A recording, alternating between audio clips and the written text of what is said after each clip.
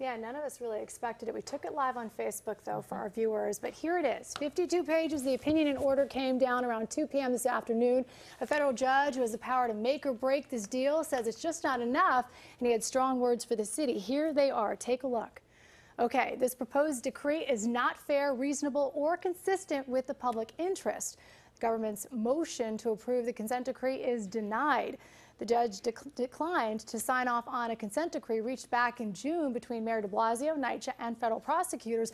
Remember, the feds released that scathing report that exposed failures within NYCHA, failures involving lead, mold, no heater, hot water, and rats for an estimated 400,000 residents in New York City. We do the stories every day. Some tenant presidents I spoke to on the phone just a few moments ago, they're glad the deal was denied because they didn't believe it gave residents enough say. Now, the mayor just released this statement. His office says this decision will not affect the record investment Mayor de Blasio has dedicated to reversing decades of divestment and mismanagement of public housing. For the sake of NYCHA's residents, this mayor's reforms, including those outlined in the consent decree, will not stop and will not slow down. But many of us were surprised by this. Again, 2 o'clock, 52-page report from the judge, scathing, I should say, report, had a lot of strong words for the city and what they're doing. Yeah.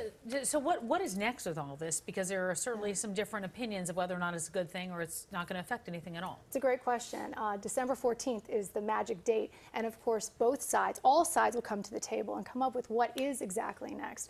Residents want a seat at the table. They want several seats at the table. And of course, could it be more money? $2.2 billion, we talked about that. There's a $32 billion divestment and hole that people want to see. So could it mean that as well? So much to follow. We'll be at City Hall tomorrow at 10 a.m.